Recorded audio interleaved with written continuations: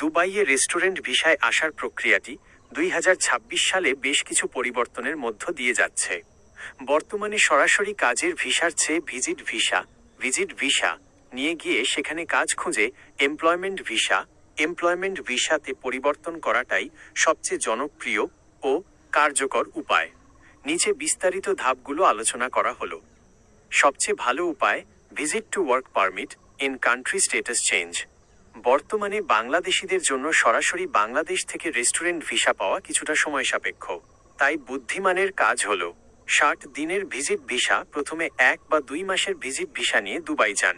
সরাসরি interview, Dubai গিয়ে বিভিন্ন রেস্টুরেন্টে সরাসরি সিভি জমা দিন। রেস্টুরেন্ট মালিকরা সাধারণত সামনে থেকে ট্রায়াল, যেমন রান্না বা সার্ভিস দক্ষতা দেখে লোক নিতে পছন্দ করেন। ভিসা পরিবর্তন, কাজ পছন্দ হলে কোম্পানি আপনাকে একটি অফার লেটার দিবে এবং আপনার ভিজিট ভিসাকে কাজের ভিসায় রূপান্তর করার জন্য আবেদন করবে। এর জন্য আপনাকে দেশ ছাড়তে হবে না। একে বলা হয় ইন কান্ট্রি স্ট্যাটাস চেঞ্জ। 2. আনুমানিক খরচ 2026 আপডেট।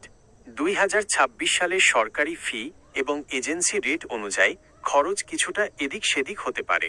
ভিজিট ভিসা 60 দিন 20,000-25,000 টাকা এজেন্সি ভেদে। কাজের ভিসায় পরিবর্তন স্ট্যাটাস চেঞ্জ, এই খরচটি সাধারণত মালিক বা কোম্পানির বহন করার কথা। তবে অনেক ছোট রেস্টুরেন্ট এই খরচ কর্মীর বেতন থেকে কেটে নেয়।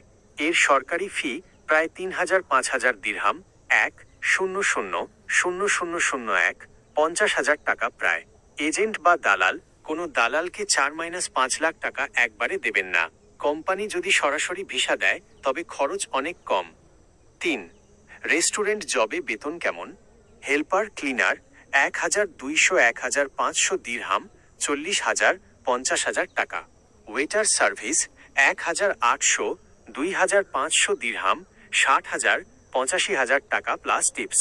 শেফ কুক 2,500-5,000 দিরহাম, 80,000 1,50,000 প্লাস টাকা। 4. গুরুত্বপূর্ণ পরামর্শ ও সতর্কতা। আকর্ষণীয় সিভি। দুবাই যাওয়ার আগে একটি সুন্দর ইংরেজি সিভি তৈরি করে নিন।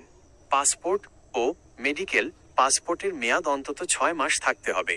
দুবাই যাওয়ার আগে দেশ থেকে একবার ব্যক্তিগতভাবে medical, hepatitis B, TB, HIV check করে নিন, কারণ দুবাইতে মেডিকেলে ফেল করলে সোজা দেশে পাঠিয়ে দেওয়া হয়। খাদ্য নিরাপত্তা সনদ, ফুড সেফটি। দুবাইতে রেস্টুরেন্টে কাজ করতে হলে বেসিক ফুড হাইজিন সার্টিফিকেট লাগে। অনেক সময় কোম্পানি এটি করিয়ে দেয়।